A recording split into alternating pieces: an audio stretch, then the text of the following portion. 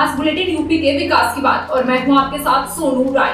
हम आपको दिखाएंगे उत्तर प्रदेश की हर बड़ी और अहम खबर, राजनीति से लेकर अपराध तक, मौसम से लेकर विकास तक और सोशल मीडिया पर हर वायरल खबर। चलिए शुरुआत करते हैं आज की सबसे बड़ी खबर से। आगरा में मुख्यमंत्री योगी आदित्यनाथ का 54वां जन्मदिन पूरे उत्तर प्रदेश में धूमधाम से मनाया गया, लेकिन आगरा से जो तस्वीरें सामने आई हैं उन्होंने सबका ध्यान अपनी ओर खींच लिया है। आगरा में मुस्लिम समाज के युवाओं ने मुख्यमंत्री योगी आदित्यनाथ का जन्मदिन केक काट कर और आतिशबाजी करके मनाया। कार्यक्रम में मौजूद युवाओं ने एक दूसरे के खिलाफ खुशी जाहिर की और मुख्यमंत्री को जन्मदिन की शुभकामनाएं दी। युवाओं का कहना था कि योगी सरकार में कानून व्यवस्था मजबूत हुई है और सभी वर्गों को सुरक्षा का एहसास हुआ है। उन्होंने कहा कि उत्तर प्रदेश आज विकास के नए आयाम स्थापित कर रहा है और इसी वजह से वे मुख्यमंत्री के जन्मदिन को उत्सव की तरह मना रहे हैं। आगरा के सेल्फी पॉइंट पर आयोजित इस कार्यक्रम में बड़ी संख्या में लोग मौजूद रहे। आइए देखते हैं ये रिपोर्ट। देखिए, माननीय मुख्यमंत्री जी का जन्मदिन मनाकर हम लोगों ने एक पैगाम देने का काम किया है कि उत्तर प्रदेश का मुसलमान जो है इस सरकार के साथ कदम से कदम मिला के खड़ा है। जिस तरीके से जो विपक्ष एक प्रोपेगेंडा क्रिएट करके एक पैगाम देने का काम कर रहा है कि यहाँ का हिंदू, मुस्लिम, सिख, ईसाई सब आपस में जो है धर्म और जाति देख के वोट करता है, जो कि बिल्कुल सरासर तौर पे गलत है। हम लोग 54वां जन्मदिन मना के माननीय मुख्यमंत्री जी का एक पैगाम देने का काम कर रहे हैं कि उत्तर प्रदेश का मुसलमान माननीय मुख्यमंत्री जी के साथ इस प्रदेश के कदम से कदम मिला के खड़ा है। उनके 54वें जन्मदिन पर हम प्रार्थना करते हैं कि ऊपर वाला उनको लंबी आयु दे और उनको इसी तरीके से कार्य करने की शक्ति और गति दे। विश्व पर्यावरण दिवस के अवसर पर पूरे देश में पर्यावरण संरक्षण को लेकर कई कार्यक्रम आयोजित किए गए। इसी कड़ी में आगरा के ताज नेचर वॉक से एक खास पहल की शुरुआत हुई। एक पेड़ मां के नाम अभियान के तहत जनप्रतिनिधियों और अधिकारियों ने पौधारोपण कर पर्यावरण संरक्षण का संदेश दिया। कार्यक्रम में छावनी विधायक GS धर्मेंद्र, मंडलायुक्त और वन विभाग के वरिष्ठ अधिकारी मौजूद रहे। इस दौरान लोगों से अपील की गई कि वे पर्यावरण को बचाए रखने के लिए अपने जीवन में कम से कम एक पेड़ जरूर लगाएं और उसकी देखभाल भी करें। विश्व पर्यावरण दिवस पर आयोजित इस कार्यक्रम का उद्देश्य लोगों को प्रकृति के प्रति जागरूक करना, आने वाली पीढ़ियों के लिए अच्छा वातावरण तैयार करना है। एक पेड़ माँ के नाम कार्यक्रम हुआ है, क्या है पूरा? एक पेड़ माँ के नाम जो उत्तर प्रदेश सरकार की मुहिम है, जिसमें कि 5 जून से और 21 जून तक हम 12 साल जो गवर्नमेंट ऑफ इंडिया के हैं उसको सेलिब्रेट कर रहे हैं। इसका पहला प्रोग्राम 5 जून को पर्यावरण दिवस के रूप में 7,94,000 का टारगेट जो आगरा ज़िले को दिया गया है, सभी विभागों के साथ हम लोग मना रहे हैं। यहाँ पर ताज नेचर वॉक में एक प्रोग्राम आयोजित किया गया है, जिसमें माननीय लोकल विधायक जी श्री धर्मेश जी और मंडलायुक्त महोदय दोनों ने यहाँ पर प्रतिभाग किया और हम लोगों को जागरूक किया कि किस तरह से और हरियाली को हम लोग सहेज सकते हैं और बढ़ाने की ओर अग्रसर हो सकते हैं। सरकार की मुहिम चल रही है सर, जनपद में जो लोग हैं उन्हें क्या अपील करना चाहिए? मैं जनता से यही अपील करना चाहूँगा कि सभी लोग अपने जो एरियाज़ हैं जहाँ पे ग्रीन स्पेस बढ़ सकता है उसके लिए आगे आएँ और वहाँ पर पौधारोपण ज़रूर करें और उसके संरक्षण में अपनी जो योगदान है उसको आप निभाएं, ताकि सरकार जो मुहिम चला रही है उसको हम लोग लोगों के साथ में धरातल पर उतार पाएँ और आगरा का ग्रीन कवर जो बढ़ रहा है उसको और अच्छे से बढ़ा पाने में हम लोग आगे अग्रसर हो पाएँ। धन्यवाद। राजधानी लखनऊ में भी मुख्यमंत्री योगी आदित्यनाथ का जन्मदिन बड़े उत्साह और श्रद्धा के साथ मनाया गया। मुख्यमंत्री की लंबी उम्र और अच्छे स्वास्थ्य की कामना को लेकर सुंदरकांड पाठ, हवन और विशेष पूजन का आयोजन किया गया। इसके अलावा केक काट कर भी जन्मदिन मनाया गया और भंडारे का आयोजन किया गया। कार्यक्रम में शामिल लोगों का कहना था कि योगी आदित्यनाथ के नेतृत्व में उत्तर प्रदेश ने विकास और कानून व्यवस्था के क्षेत्र में नई पहचान बनाई है। कई लोगों ने कहा कि वे भविष्य में भी योगी आदित्यनाथ को प्रदेश का नेतृत्व करते देखना चाहते हैं। जन्मदिन के मौके पर राजधानी में उत्सव जैसा माहौल देखने को मिला। उत्तर प्रदेश के मुख्यमंत्री योगी आदित्यनाथ का आज जन्मदिन है। आपको बताते चले, दारू सभा में मंदिर में पूजा पाठ अर्चना करी गई है उनकी लंबी आयु के लेके। वहीं यहाँ पर फिलहाल भंडारे का भी आयोजन किया गया है। पीछे आपको दिखाना चाहेंगे कि किस तरह से यहाँ पर केक लाया गया था जिसको काटा गया। देर रात से लोग मुख्यमंत्री का जन्मदिन मना रहे हैं। आपको साफ तौर से देख सकते हैं, फोटो लगी हुई है, केक काटा जा रहा है। सर क्या कहेंगे आज जन्मदिन? आज जन्मदिन भैया उनकी दीर्घायु हो, जनता देश की सेवा करने की बजरंगबली उनको शक्ति दे, जनता का विश्वास बढ़े, रक्षा करे, सुरक्षा करें, स्वास्थ्य, शिक्षा, कानून पर उनको और शक्ति दे भगवान, जनता की सेवा करें। आज मुख्यमंत्री हैं, भविष्य में प्रधानमंत्री बने, हम लोग की तो यही इच्छा है। फिलहाल लोगों का कहना है कि मुख्यमंत्री से अब प्रधानमंत्री भी बनने की उन लोगों ने वो कह रहे हैं कि प्रधानमंत्री भी बनना चाहिए। फिलहाल लखनऊ से मैं निखिल रस्तोगी, कैमरामैन अवनीश के साथ तहलका इंडिया न्यूज के लिए। अब बात है रैया की, जहां उत्तर प्रदेश सरकार के प्रभारी मंत्री राकेश राठौर के स्वागत में बीजेपी कार्यकर्ताओं ने भव्य कार्यक्रम आयोजित किया। अपने पहले जिले आगमन पर मंत्री का फूल मालाओं से स्वागत किया गया। कार्यक्रम के दौरान कार्यकर्ताओं में खासा उत्साह देखने को मिला। ऐसे मौके पर राकेश राठौर ने साफ शब्दों में कहा कि कार्यकर्ताओं का सम्मान उनके लिए सर्वोच्च प्राथमिकता है। उन्होंने अधिकारियों को भी चेतावनी देते हुए कहा कि जनता के कामों में लापरवाही और कार्यकर्ताओं की उपेक्षा किसी भी कीमत पर बर्दाश्त नहीं की जाएगी। उन्होंने कहा कि सरकार की मंशा है कि आम जनता की समस्याओं का समय पर समाधान हो और योजनाओं का लाभ अंतिम व्यक्ति तक पहुंचना चाहिए। अररिया से एक अच्छी और जागरूक करने वाली खबर भी सामने आई है। राष्ट्रीय क्षय रोग उन्मूलन कार्यक्रम के तहत जिले में विशेष टीबी स्क्रीनिंग अभियान चलाया गया। इस अभियान के तहत उच्च जोखिम वाली आबादी के स्वास्थ्य परीक्षण किए गए और लोगों को टीबी के प्रति जागरूक किया गया। स्वास्थ्य विभाग के अधिकारियों ने बताया कि यदि किसी व्यक्ति को लगातार खांसी, बुखार, वजन कम होना या अन्य लक्षण दिखाई देते हैं तो उसे तुरंत जांच करानी चाहिए। अधिकारियों ने यह भी बताया कि सरकारी अस्पतालों में टीबी जांच और इलाज पूरी तरह निःशुल्क और मरीजों को पोषण सहायता की दी जाती है। सरकार का लक्ष्य है कि आने वाले समय में टीबी को पूरी तरह समाप्त किया जा सके और इसके लिए जन भागीदारी बेहद जरूरी। अररिया के फफूंद क्षेत्र में आयोजित 7 दिवसीय श्रीमद् भागवत कथा का समापन भव्य धार्मिक कार्यक्रम के साथ हुआ। क्षेत्रीय विधायक प्रदीप यादव ने कथा व्यास का सम्मान किया और सनातन संस्कृति तथा नैतिक मूल्यों को जीवन में अपनाने का संदेश भी दिया है। मैनपुरी में शंकराचार्य स्वामी अवधूत मुक्तेश्वरानंद के कार्यक्रम में भी भारी संख्या में श्रद्धालु पहुंचे। कार्यक्रम में सांसद डिंपल यादव समेत कई जनप्रतिनिधि मौजूद रहे। इस दौरान गाय को राष्ट्रमाता घोषित करने के अभियान को लेकर भी चर्चा हुई। आगरा में मुख्यमंत्री योगी आदित्यनाथ के जन्मदिन पर रुद्रेश्वर महादेव मंदिर में विशेष हवन पूजन का आयोजन किया गया। योगी यूथ ब्रिगेड के कार्यकर्ताओं ने महामृत्युंजय मंत्र के साथ आहुतियां दी और प्रदेश की खुशहाली की कामना भी की। एक बार परिचय दे दीजिए अपना। कुमार अजय तोमर, प्रदेश अध्यक्ष योगी youth brigade, धर्मबक्सा trust, Uttar Pradesh. जी अजय भाई, आज सूबे के मुख्यमंत्री योगी आदित्यनाथ जी का जन्मदिन है, किस तरह से आपने सेलिब्रेशन किया है, क्या क्या किया है? देखिए, योगी यूथ ब्रिगेड आगरा की कार्यकारिणी के द्वारा यहाँ रुद्रेश्वर महादेव मंदिर पर उनकी दीर्घायु के लिए, उनकी स्वास्थ्य कामना के लिए हमने हवन पूजन किया है।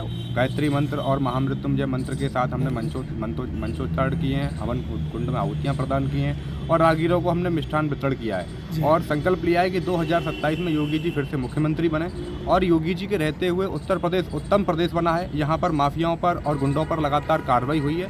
यहाँ की जनता अपने आप को सुरक्षित महसूस कर रही है और ख़ास बात यह है कि हमारे सनातनी जो उत्सव हैं, जो त्यौहार हैं, जो पर्व है, चाहे होली हो, दीपावली हो, जन्माष्टमी हो, रक्षाबंधन हो, कांवड़ यात्रा हो, सब सकुशल संपन्न हो रहे हैं। इसीलिए योगी जी की दीर्घायु होनी चाहिए और योगी जी फिर से मुख्यमंत्री बनने चाहिए। ठीक है। और आगरा से एक और चौंकाने वाला मामला सामने आया है। जगनेर में अपनी ही गाड़ी चोरी होने की शिकायत दर्ज कराने वाला बीजेपी मंडल अध्यक्ष जांच में कथित तौर पर पुलिस षड्यंत्र का मास्टरमाइंड निकला। पुलिस जांच और चार्जशीट के बाद मामले में नया मोड़ आ गया। सहारनपुर के तितरो थाने में तैनात एक दरोगा को एंटी करप्शन टीम ने 10,000 रुपए की रिश्वत लेते हुए रंगे हाथ गिरफ्तार कर लिया है। कार्रवाई के बाद पुलिस विभाग में हड़कंप मच गया है और आरोपी के खिलाफ आगे की कानूनी प्रक्रिया जारी है। दिल्ली के हालिया अग्निकांड के बाद कानपुर में फायर ब्रिगेड और प्रशासन अलर्ट मोड पर है। शहर के टोल, होटल और रेस्टोरेंट्स में फायर सेफ्टी मानकों की विशेष जांच शुरू कर दी गई है।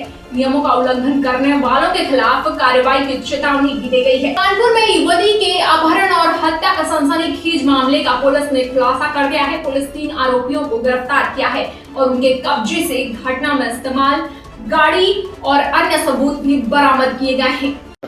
क्या है पूरा 24/5/26 को एक पीड़िता की मां ने थाना बर्रा पर अपनी पुत्री के अपहरण के संबंध में एक प्रार्थना पत्र दिया था, जिसके संबंध में थाना बर्रा पर अभियोग संख्या 172/26 एक 140 BNS दर्ज हुआ था, जिसमें 2 अभियुक्त नामजद किए गए थे, देवकांत उत्तम और विवेक पटेल। इसमें बर्रा कोतवाल और एसीपी, एडीसीपी सभी ने सक्रियता दिखाते हुए इसमें 3 टीमों का गठन किया था और इसमें पीड़िता की तलाश की जा रही थी। और कई दिनों तक इसमें जब पीड़िता का सुराग नहीं मिला तो हम लोगों ने डीसीआरबी के माध्यम से अलग अलग जनपदों में सूचना कराई कि इस हुलिया की कहीं कोई लड़की की लाश मिली हो तो कृपया अवगत कराएं। पुलिस को सूचना मिली कि जनपद बुलंदशहर के जहांगीराबाद थाना क्षेत्र में एक अज्ञात लड़की का शव वहां 23 तारीख को मिला था। इस सूचना पर हमारी पुलिस कल वहां गई थी। इंस्पेक्टर बर्रा और उनकी टीम ने वहां जाकर के जो हमारे पास कुछ फोटोग्राफ्स थे और जो मृतका का हुलिया था उससे प्रारंभिक पहचान की, लेकिन इसकी पुष्ट पहचान करने के लिए पीड़िता के परिजनों को भी वहां बुलाया गया। पीड़िता की मां, पीड़िता के भाई एवं उनके अन्य परिजन वहां गए और उन्होंने उसकी ज्वेलरी और उसके हाथ के कलावे के माध्यम से उसकी पहचान की, लेकिन इसकी वैज्ञानिक पहचान स्थापित करने के लिए उसमें डीएनए मैचिंग की कार्रवाई भी की जा रही है। जब इसमें इस बात की पुष्टि हो गई कि मृतका वही है तो फिर इसमें जब अभियुक्तों से इसमें पूछताछ शुरू की गई तो इसमें संदिग्ध इसका जो एक अभियुक्त था अजीत सिंह से पूछताछ हुई तो अजीत सिंह ने बताया कि वह और विवेक पटेल इस मृतका के शव को वहां ठिकाने लगाने के लिए गए थे और अभियुक्त अजीत सिंह के मोबाइल की पूरी लोकेशन भी उस क्षेत्र में मिली। इसमें अजीत सिंह की जो बयान थे उसके आधार पे विवेक पटेल और देवकांत उत्तम को भी हिरासत में लिया गया और उनसे भी बहुत गहराई से इसमें पूछताछ की गई। तो उन लोगों ने ये बताया कि पीड़िता ने एक प्रार्थना पत्र 19/5 को थाना कोतवाली उन्नाव पर उसके विरुद्ध बलात्कार एवं शोषण का दिया था और इन लोगों को यह आशंका थी कि उस प्रार्थना पत्र के आधार पर ये जेल चले जाएंगे, इसलिए इन लोगों ने 21 तारीख को बर्रा आकर के और उस पीड़िता को फोन करके बुलाया और पीड़िता जब बर्रा बाईपास पे गई तो इन्होंने अपनी स्कॉर्पियो गाड़ी में उसको बैठा लिया और सचंडी के आसपास रास्ते में ही उसकी रस्सी से गला घोट करके हत्या कर दी और शव को लेकर के ये लोग शाम को उन्नाव पहुंच गए। उन्नाव में देवकांत उत्तम गाड़ी से उतर गया और विवेक पटेल और अजीत सिंह उस स्कॉर्पियो गाड़ी को लेकर के गंगा एक्सप्रेसवे के थ्रू जहांगीराबाद बुलंदशहर तक गए और वहां उन्होंने सड़क के किनारे एक बाग में इस लड़की का शव फेंक दिया था। इन लोगों ने उसके कपड़े भी कहीं फेंक दिए थे किसी नहर में ताकि उसकी कपड़ों के माध्यम से बाद में पहचान भी ना स्थापित हो सके। अब इसमें अभियुक्तगणों को इसका पूरा कारण बताते हुए उनको गिरफ्तार किया गया है और मेडिकल के पश्चात उनको माननीय न्यायालय में प्रस्तुत किया जा रहा है और पीड़िता के परिजनों ने चूंकि शव की शिनाख्त कर ली है। इस प्रकार से अभियुक्तगणों ने भी इस घटना में होना पूर्ण रूप से स्वीकार किया है। अभियुक्त देवकांत उत्तम का ये कहना है कि ये लड़की इनके ऊपर शादी का दबाव बना रही थी और उससे बचने के लिए इन्होंने ऐसा किया है। सर कोई गनशॉट भी बताया था आरोपी ने खुद को दिया था। आरोपी ने बीच में 28 तारीख को एक षड्यंत्र के तहत अपने एब्डोमेन में एक फायर इंजरी की चोट कारित की थी और ये उन्नाव में वहां दही थाने पर गया था और उसने एक झूठी कहानी बनाई कि मुझे 2 लोगों ने गोली मारी है और इसको हैलेट हॉस्पिटल एडमिट कराया गया था। इस बात की सूचना इंस्पेक्टर बर्रा को मिली थी। बर्रा इंस्पेक्टर ने वहां जाके जब उससे गहराई से पूछताछ की तो उसने बताया कि अपने विरोधियों को फंसाने के लिए उसने ये घटना प्लान की थी। वो घटना बिल्कुल सही नहीं थी और एक षड्यंत्र के तहत वो कार्य की गई। सर अभी तक कितने आरोप कर रहे हैं और कितने फरार हैं? इसमें जो फिलहाल इसमें शामिल थे 3 अभियुक्त, देवकांत उत्तम, विवेक पटेल और अजय सिंह, तीनों की गिरफ्तारी हो गई है और तीनों को नियमानुसार माननीय न्यायालय में प्रस्तुत किया जाएगा और भविष्य में इनके खिलाफ गंभीर धाराओं जैसे गैंगस्टर एक्ट में भी कार्रवाई हम लोग करेंगे। और जो पीड़िता के जो ज्वेलरी थी वो चूंकि वहां पोस्टमार्टम समय हम सबको मिली थी, वो प्राप्त हुई है और इसका पीड़िता का शव चूंकि इन्होंने इसकी हत्या 21 तारीख को कर दी थी और पोस्टमार्टम 24 तारीख को इसको वहां बुलंदशहर में हुआ, तो इसकी बॉडी हाईली डिकम्पोज हो गई थी और चूंकि इसकी पहचान स्थापित नहीं हो पाई थी इसलिए 27 तारीख को इसका अंतिम संस्कार भी कर दिया गया था। लेकिन ज्वेलरी और उसके हाथ के कलावे के माध्यम से परिजनों ने प्रथम दृष्टया इसकी पहचान स्थापित। ज्वेलरी में क्या क्या किसके माध्यम से? इसके एक नोज मेटल था पीले रंग का नाक में, केवल वही एक ज्वेलरी इसके पास थी और एक हाथ में इसके कलावा बना था, उसके माध्यम से परिजनों ने इसकी पहचान। आरोपी डॉक्टर जो है बता रहा है इन लोगों की बना लिए था, क्या इनके ऊपर भी कार्रवाई होगी? नहीं, डॉक्टर ये जब यहाँ पे इसको जब बुलाया गया था पूछताछ के लिए तो ये कुछ मीडिया पर्सन्स को भी लेके आया था और कुछ अधिवक्ताओं के साथ भी पहले दिन आया था, लेकिन बाद में इसको पूछताछ के बाद इसको यहाँ से रिहा किया गया था। बाद में फिर इसकी जब साक्ष्य मिल गए तब इसकी गिरफ्तारी की गई। इसमें एक प्रमुख बात यह है कि जो घटना में वाहन प्रयुक्त था स्कॉर्पियो वाहन, वो भी बरामद हो गया है। वो इसके एक मित्र मोहन पांडे के नाम पे वो गाड़ी रजिस्टर्ड है, जो यहाँ झकरकट्टी के रूट पे रहने वाले हैं। जब इससे ये पूछा गया कि मोहन पांडे से आपकी जान पहचान कैसे हुई, तो उसने बताया कि मोहन पांडे सीमेंट और सरिया की इनकी एक एजेंसी है वहाँ उन्नाव में और इसका एक नया कोई हॉस्पिटल बन रहा था, तो ये वहां से सामान लाता था। तो इन सबकी दोस्ती हो गई थी, तो मोहन पांडे की गाड़ी इसके हॉस्पिटल में ही खड़ी होती थी और वो गाड़ी लेकर के यहाँ चलाया था। कानपुर के रेल बाजार इलाके में पुलिस और एक वांछित बदमाश के बीच मुठभेड़ हुई। जवाबी कार्रवाई में आरोपी के पैर में गोली लगी, जिसके बाद उसे गिरफ्तार कर लिया गया है। आरोपी पर हत्या समेत कई गंभीर मुकदमे दर्ज बताए जा रहे हैं। सर, रेल बाजार की मुठभेड़ की क्या घटना है आज दिनांक 4 जून 2026 को समय लगभग 10:30 बजे के आसपास एक मुठभेड़ की घटना यहाँ पर हुई है थाना रेल बाजार अंतर्गत जो COD पुल है। इसमें मुखबिर खास की सूचना पे हमारी जो पुलिस की पार्टी है रेल बाजार की और जो हमारी सर्विलांस टीम यहाँ पे चेकिंग कर रही थी। इस दौरान मुखबिर खास की सूचना पे जब इसको जो आरोपी है इसको जब इंटरसेप्ट किया गया, आरोपी ने पुलिस पार्टी के ऊपर फायर कर दिया, जिसपे जवाबी कार्रवाई में इसके आरोपी के ऊपर जो उसके पैर में उसके गोली लगी है। आरोपी से एक तमंचा 315 बोर का बरामद हुआ है, साथ ही एक जिंदा कारतूस भी उससे बरामद हुआ है और उसके पास से एक सर्जिकल ब्लेड बरामद हुई है। जो आरोपी है इसका नाम राजू करिया है, इसकी उम्र लगभग 28 साल है, थाना बादशाही नाका क्षेत्र का रहने वाला है।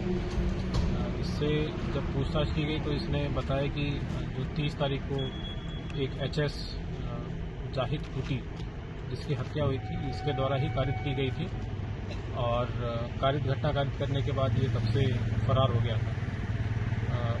घटना की जो FIR है थाना रेल बाजार अंतर्गत 31 तारीख को लिखी गई थी और तब से पुलिस इसकी तलाश कर रही थी। मुठभेड़ के बाद तत्काल जो आरोपी है इसको उपचार हेतु अस्पताल भेजा गया है और आगे की जो अग्रिम वैधानिक कार्रवाई है अमल में लाई जा रही है। जो आरोपी है इसके ऊपर टोटल 38 मुकदमे हैं, जिसमें चोरी, लूट, गैंगस्टर जैसी घटनाएं इसके द्वारा कारित की गई हैं और इस पर FIR पंजीकृत है। काफी शातिर अपराधी था जिसको आज पुलिस मुठभेड़ के बाद गिरफ्तार किया गया। अगली खबर झांसी से, जहां महिलाओं ने मुख्यमंत्री योगी आदित्यनाथ का जन्मदिन रात 12 बजे बुलडोजर आकार का विशेष केक काट कर मनाया। महिलाओं ने कहा कि वर्तमान सरकार में सुरक्षा व्यवस्था मजबूत हुई है और महिलाएं खुद को अधिक सुरक्षित महसूस करती हैं। मैम आपका नाम? श्वेता पाराशर। सोचो कि आज क्या आयोजन किया है?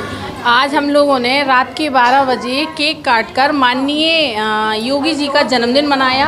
सभी महिलाएं एकत्र हुई, जो महिलाएं कामकाज करके फ्री हुई, घर का खाना पीना सब बनाकर एक फ़ोन पे आ गई। उन्हें पता चला कि योगी जी का जन्मदिन है तो सब लोग दौड़ी चली आई, कोई किस ड्रेस में कोई किस ड्रेस में, बड़ी धूमधाम से मनाया और सभी हम लोग खुश हैं और ऐसी बधाइयाँ हैं। अभी रात के 12 बज रहे हैं। महिलाएं आ गई हैं। हाँ, सब महिलाएं, देखो आप कैमरा घुमाओ जरा, हमारी सभी महिलाएं हैं और सब बढ़िया। देखो ऑरेंज कलर का केक काटा हुआ है हम लोगों ने, मतलब योगी जी का कलर जो भगवा कलर होता है वही हम लोगों ने करा। बस गलती इतनी हो गई कि फ़ोटो नहीं थी तो टीवी में लगा दी योगी जी को और दिखा दिया सबके लिए। तो बस यही कामना है कि हमारे योगी जी लंबी उम्र हम सब बहनों की उनको उम्र लग जाए और खूब अच्छे मतलब अपना मुख्यमंत्री के रूप में आए और पुनः अपनी गद्दी संभालें और हम लोगों के ऊपर आशीष बनाए रखें। आज हमें सभी बहनों ने भी उनके लिए प्रार्थना करी है श्री राम जी के लिए कि पुनः ही आए वो फिर से 2027 में पुनः जीतकर मुख्यमंत्री के रूप में। अगली खबर कानपुर से है, जहां गांजा और स्मैक तस्करों के खिलाफ पुलिस का बड़ा अभियान चलाया गया। देर रात चली कार्रवाई में कई संदिग्धों को हिरासत में लिया गया और विभिन्न ठिकानों पर तलाशी अभियान चलाया जा रहा है। थाना किदवई नगर क्षेत्र के कंजड़पुरवा मोहल्ले से लगातार ये सूचना मिल रही थी कि यहाँ पर बड़े पैमाने पर मादक पदार्थों का व्यापार हो रहा है और काफ़ी अधिक संख्या में लोग इसमें सम्मिलित हैं।